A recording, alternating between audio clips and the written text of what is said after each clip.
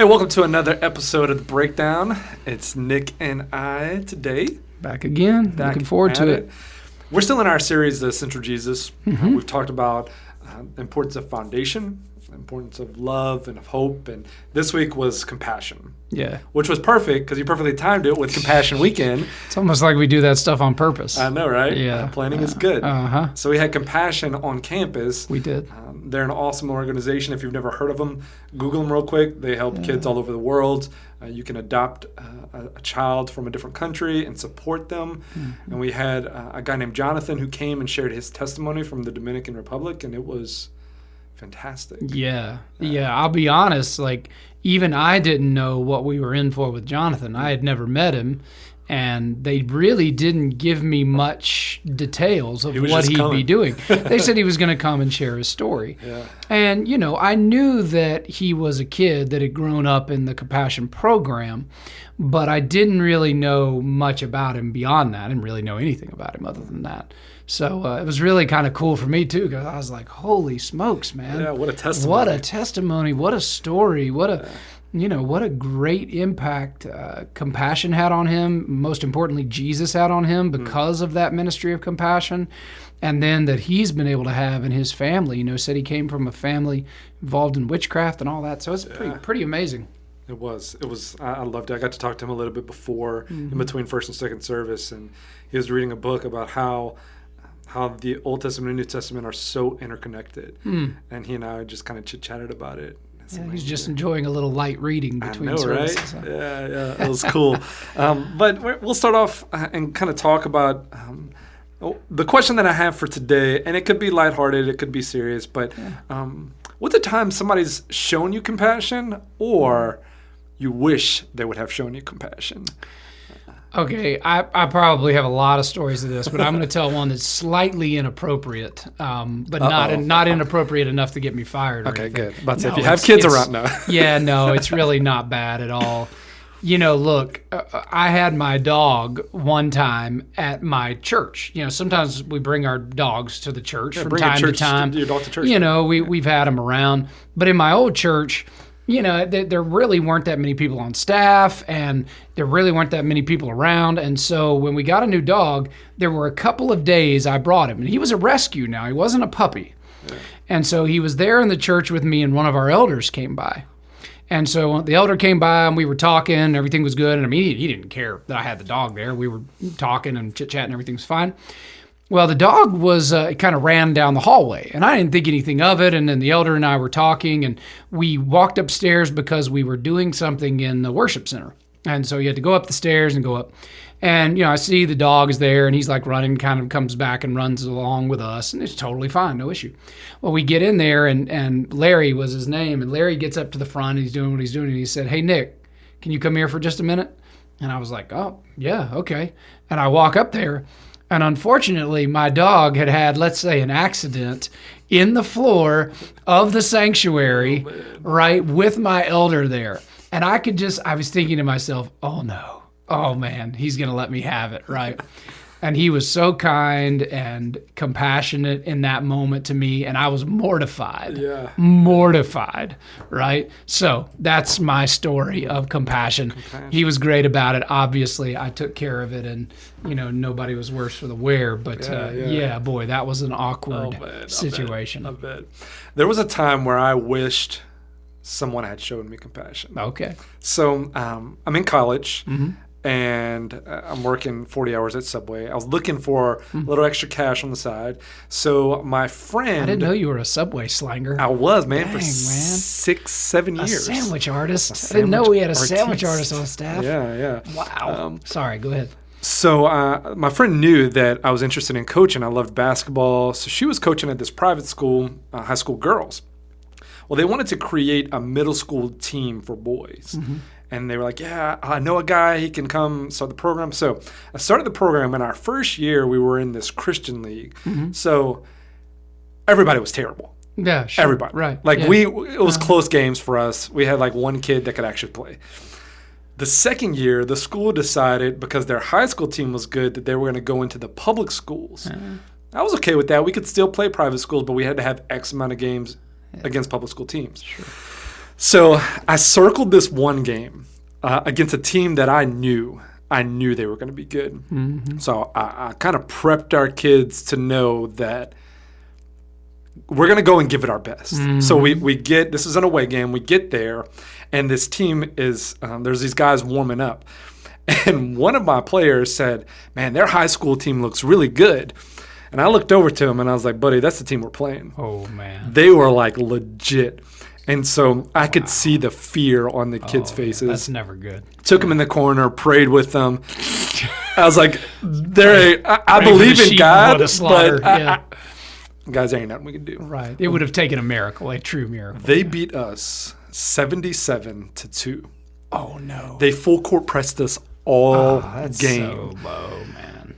That's so low. I wanted to hide under a rock for our kids. I would be. You handled it better than I did because I would be so angry. I asked the ref because the coach obviously wanted this to happen. Yeah. I asked the ref, I said, can we do running clock second half? Yeah. And he let us. Yeah.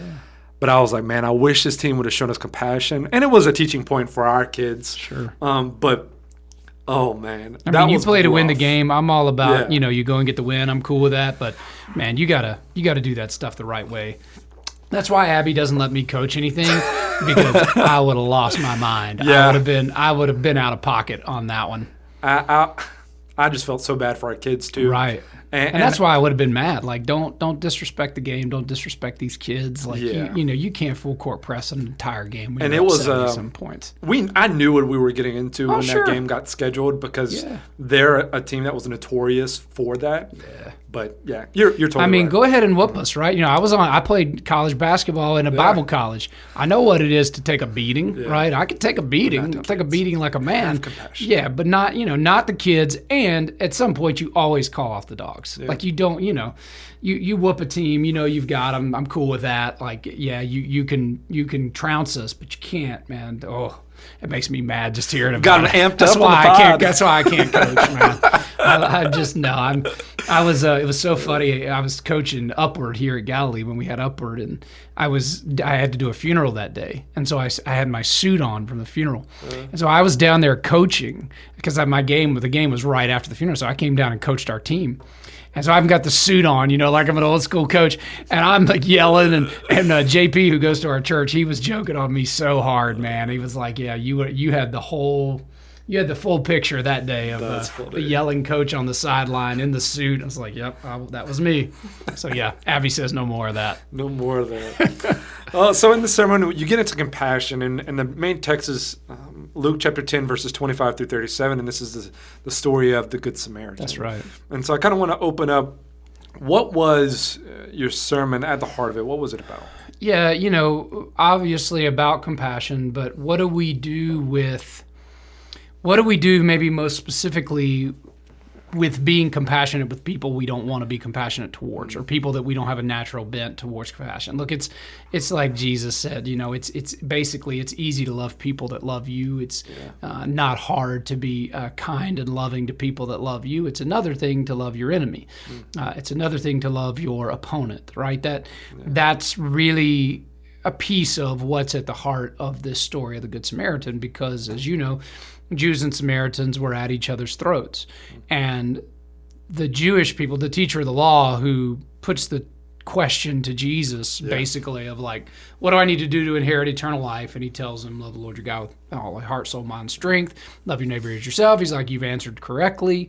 And then, basically comes down from there to, okay, who's my neighbor then, Jesus? That's the question. And he really believes that he's gotten one over or outsmarted Jesus on this. Or maybe the better way to say it is he thinks he's painted him into a corner. Yeah, because you mentioned in your sermon the cultural, how they would have seen this of, the Jew's neighbor was another Jew. Yeah. They weren't going to talk to somebody who wasn't Jewish. Right.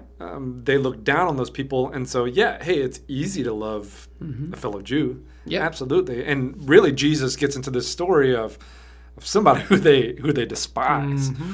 And so, obviously, if you've never heard the story, you can find it in Luke chapter 10, starting in verse 30. But there's really three characters that pass by this guy who's been beaten and is left on the road for dead. Mm-hmm. Two of those characters, the Jewish person would have really resonated with. Right. So you have a priest and you have a Levite. Right. And both of those people, the Jew has interacted with before. Yeah. And both of those people ignore the person on the side of the road. They go out of their way to pass by them. Mm-hmm. And it is a Samaritan, somebody who is not a friend of Jews, who stops and takes care of this man. Mm-hmm.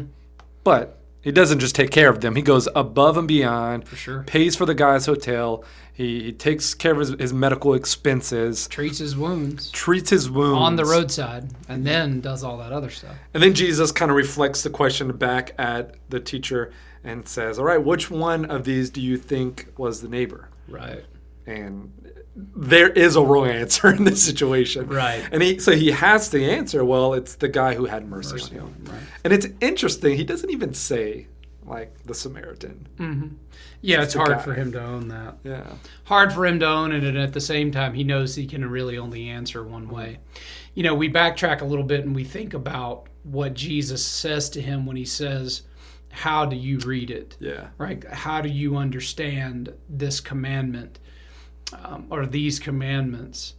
And I find that really interesting because the teacher of the law, of course, knew what the text said.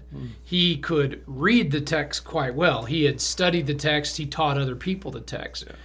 But Jesus's point was about his interpretation of it. You know, how do you read it is, what do you believe this says? Yeah. Right? And so for what he believed it said, he really believed, okay, well, this is, you know, my neighbor is fellow Jews. Yeah. You know, I'm doing the right thing. I'm the one that's in the right. I'm the one that other people look to. And I really, that's where it comes even more into full picture when you see Jesus painting this picture of the priest and the Levite who clearly have not read and understood well what the actual teaching is showing them, right? Yeah. They know what it says, but they aren't actually living it because they go out of their way to not show compassion. They literally walk around the person. Yeah. And that really, that's what this teacher of the law is doing. And so in so many ways, he is literally them. Right, yeah, he is them in that picture, and in the way he's understanding and interpreting what it is. The answer to the question of how do you read this? Yeah, and what Jesus is saying is everyone's your neighbor. Yeah, that's right. And so in your sermon, you kind of gave us three natural lessons that follow. Is let me see. No, I want to backtrack. Yeah, I want to backtrack because I think you made an important point in this idea where we can be compassion weary, I think is the phrase that you use, where we see all the bad that is happening in this world. I mean, you think about just the news that happened yesterday, school shooting in Nashville, that our hearts hurt, and we get to this place where we're either so bombarded by the evil in this world that we do nothing, or we get to a place where there are so many people that need help that we would just rather do nothing because we're paralyzed. We think that we cannot financially or by any means help them. What would you say to that as far as what is our role as the Christian in a day-to-day context of how do I show compassion to the people that are around me? Sure. Yeah, compassion fatigue is an issue for everybody, and I think especially in this day and age where we have such a proliferation of information, right? We know now, we live in a day and age where we know all of the terrible things that are happening around the world almost as soon as they happen, and they happen in droves, right? And you imagine a day and age, 70, 80 years ago, you didn't have that level of information. So there were terrible things happening in the world, but you didn't know about most of them, right? You could read the paper and you'd find out some things. And of course, only a portion of people read the paper. They didn't have access, if you go back far enough, they didn't have access to the news, regularly. They didn't have access to, obviously the internet and all these other things. They didn't have Facebook? Yeah, there was no Facebook, believe it or not. No the Google. And you just think about now we have all of that on us, and you just think, man, it becomes easy to just drown it out like noise and to lack compassion, to get to a place where we just feel like we can't do it because there's too much to do. And that's where we really directed people in this message about do for one what you wish you could do for everyone. Yeah. You just take a perspective that says, I'm going to do for one what I wish I could do for everyone. So when God gives me an opportunity to serve somebody, bless somebody, I'm going to be okay with doing what I believe the Lord is leading me to do. Yeah. I'm going to do what I can do. And I'm going to trust the Lord with the rest of it. Yeah, and I think you mentioned something that I think is critical and practical, is that the situations that God puts in front of you. Yeah. And so, for example, in the text, this guy who had been beaten was literally in the path of these people. Yeah. Like, they had to go out of their way to pass by them. And so I think about the opportunities that we have on a daily basis where they're right in front of us. Yes. And we have that choice to whether stop what we're doing to help or continue on the path and go right around them. And we do. We mess up. We fail. We do. Everybody does. Yeah. I gave that illustration towards the end of the message about the kids at Princeton back in the 70s where they did this. They were basically doing a social experiment even back then where they were told they needed to go across campus, these students, these guys that were studying to be pastors, preachers. And the assignment was, you need to go across campus to this particular building and you're going to deliver a sermon on the Good Samaritan. Well, along the way, they put a person who was literally like falling down, coughing and stumbling in front of them. Yeah. And they said, I think I'm trying to remember what the statistic was now, something like 70%, or maybe it was a higher percentage, literally went around the person to get to where they needed to go because they were late to go deliver the sermon on the Good Samaritan. The funniest part of it is that one person literally stepped over top of the person that had fallen down. Now, whether they fell on a sidewalk or whatever, I don't know. That sounds like it's probably the case. Walked over them to rush off and get there to deliver their sermon on about the helping Samaritan. people. I mean, like at some point you're like, wait a minute, something's going on. You just be smart enough to know, like, okay, this can't be, right? Yeah. I gotta do something. How often when we're preparing for either a lesson or a sermon, during that week, God gives us something to be like, all right, let me check your heart. All the time. Like, let me see if you are obedient to my word that you have been studying. Like, do you find it so important to teach my word and not obey it? And that's kind of what Jesus is getting at with this guy, is that you have this head knowledge about what the law is, but are you putting it into action? Yeah. And I love it when Jesus teaches me those lessons, even when they are not fun at the time, where I'm like, oh man, I've really got to apply either what I'm about to deliver this Sunday or what I just did. Like, Jesus will frequently give me an opportunity before and after to be like, okay, did you mean what you said or not? And sometimes I'm, drugged there kicking and screaming to do whatever the thing was that I know I'm talking about or, just talked about. So we are all guilty of, again, compassion fatigue. We are all guilty of, from time to time, being a hypocrite. Yeah. Right? Everybody's guilty of that. I'm not above it. And so I would just say that, you have to own that in truth and say, Lord, continue to do your work on me and make me more receptive and make me more open, God, to what it is you want done. Yeah. Give me the energy, the strength, the passion to do it. And don't let me make excuses for myself. Because so much of this, right? I mean, so much of what I talked about is about excuse making. Yeah, and that's what you get at with your three lessons that you believe flow out of this text, is that no matter who you are, you can't get out of loving others. That's it. Everyone is called to love. Yep. We just had a whole sermon on love. Right. And so in compassion, that's part of it. We have to love, and we don't get to choose who we love. Yes. And then you said religious and ethnic differences aren't a reason to not love somebody. Yeah, man. I mean, you just think about, we could make a whole list of whether it's a Muslim person or whether it's a person who is, homosexual, or whether it's a person who's of a different, political party than us.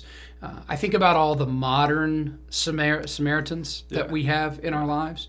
Because, none of us are mad at Samaritans. None of us would have any problem talking to somebody. Who's a Samaritan? Yeah, we wouldn't even know. But, so when you try to apply a text like this, it's so critical that you ask yourself the question, who are the Samaritans to me today, right now? Who are the people I'm feeling that way about? And guess what? God has made it really clear to me that I don't get to take a stance towards them that's unloving and uncompassionate. I just don't. And it's so easy to find those people that we disagree with, whether that be online, most of it's online, and bash their views and not show compassion. Like, it is very encouraging, because it's rare when I see a healthy conversation happening on social media. Yeah. And so I know that's an easy fix for the Christian, is that, hey, show compassion. It doesn't matter what they believe. They are image bearers of God, no matter who they are, no matter what their differences are with you. Like, keep that in mind. And so then the last one is, our enemy is our friend. Or at least we hope that if we are the one in the ditch, that somebody would come and help us. That's it. I think do unto others as you'd have them do unto you.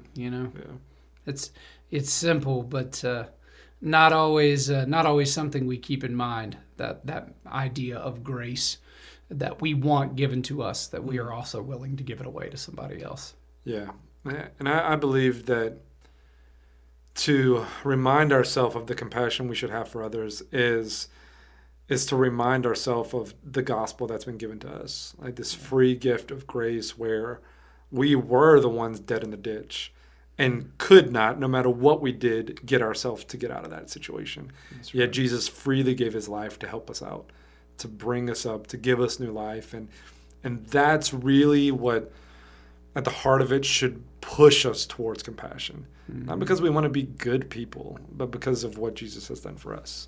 It's all about Jesus, always. He's been good to us. That's to say the least. And so the least we can do is be good back. Absolutely. I think a final word, too, would be really encourage you, if you've not already been a part of Compassion, the organization. One of the great things you can do, just go to their website. We can probably put a link in the show notes that sends you to them. Sponsor a kid. I'm waiting to hear the final numbers of how many kids we got sponsored over this past weekend, so I'm excited about that. But I think let's add to that number. If you're not yet sponsoring a kid, it's easy to do. It's really not much money. And Jonathan's story really showed us it can have a huge impact, not just in the life of the kid you sponsor, but their entire family. And he even said that now he's in charge of 65,000 kids. Yeah, it's insane. And 235 churches. That. Amazing. Just because Compassion is a legit organization. You always wonder with those groups of I'm going to send my money off, and I wonder if it actually goes to a kid, and so on and so forth. And if you do Charity Navigator, which is one of the things Abby and I talk about a lot with charities that we promote, because I believe that the expectation should be they be excellent stewards of the money that's given. If you do Charity Navigator for them, you'll see that they have a very good grade. Every one of those big organizations has overhead. They all do. So yes, some money goes towards paying people that are doing a lot of jobs behind the scenes. For sure. But they're making a worldwide significant impact, and they have a very good grade on Charity Navigator. So Charity Navigator. Yep, to check it's it a out. good one. Basically, anytime you give to any charity, I recommend you go to Charity Navigator and check them out. Don't make sure you're not giving your money to somebody where it's 85% of your gift goes towards administrative costs and 15% goes towards the person that you're trying to give the money to. Those are the ones you want to avoid. Makes sense.